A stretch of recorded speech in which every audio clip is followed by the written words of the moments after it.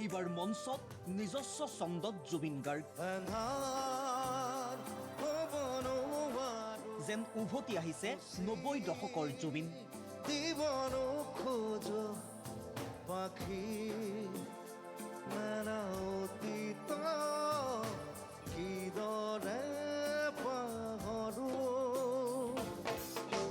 সাৰ্থকৰ মুখৰ পৰা সুললিত কণ্ঠৰে নিগৰিছে ইটোৰ পাছত সিটো মায়া ভৰা গান। পূজা পূজা পূজা পূজা মোৰ মন, সুমা সুমা সুমা সুমা মিঠা মন, পূজা পূজা পূজা পূজা মোৰ মন, প্ৰেমৰে লৈ পুৱা মেঘ মই তোমাৰ বাবে থাকিম নাই মই। আৰু গানৰ তালে তালে নাচি উঠিছে হাজাৰ হাজাৰ অনুৰাগীয়ে। যেন অসমীয়াৰ প্ৰাণৰ বহাগক প্ৰিয় শিল্পীগৰাকীয়ে অধিক ৰঙালী কৰি তুলিছে। কি মহানগৰীৰ গণেশগুৰি, কি নলবাৰী, সকলো সংগীতানুষ্ঠানতে যেন জুবিন এইবাৰ একক আৰু অনন্য। চাওক সাৰ্থকৰ গানৰ তালত জুবিন প্ৰেমীৰ নাচোন।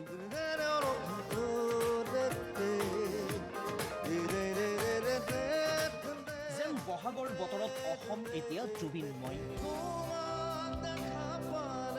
সপোন জাগি উঠে বুকুখনি হয় তাজমহল, মন নদী হৈ মৰম খুটিব।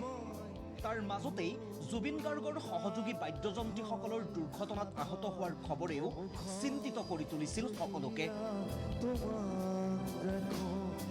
হয়তো অসম অসমীয়াৰ আশীৰ্বাদ তথা মৰমৰ বাবেই এতিয়া ভালে আছে সকলো।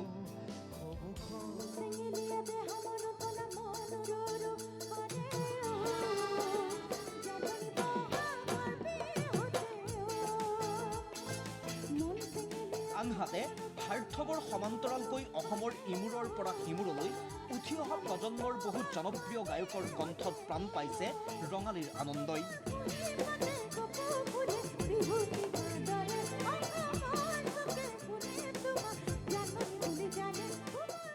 জুবলি, প্ৰিয়ংকা ভৰালী, আচুৰ্য বৰপাত্ৰকে ধৰি নীল আকাশ মৈত্ৰেয়ী পাটৰৰ সংগীতানুষ্ঠানো দীপাল কৰিলে ৰঙালীৰ পৰিৱেশ।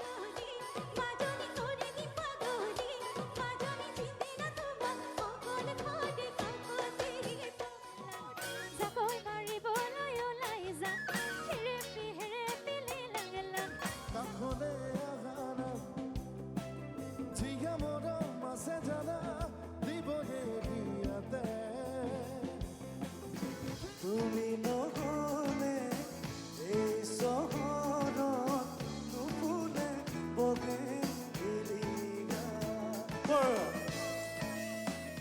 ব্যতিক্ৰম নহয় শংকুৰাজ কোঁৱৰো।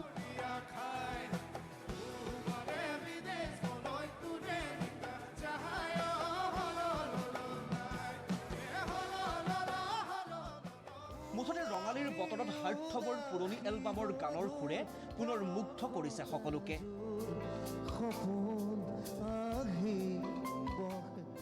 এনেদৰেই জুবিন নামৰ এই শিল্পী সত্তা অসম আৰু অসমীয়াৰ হিয়াৰ আমঠু হৈ বৈ যাওক চিৰকাললৈ।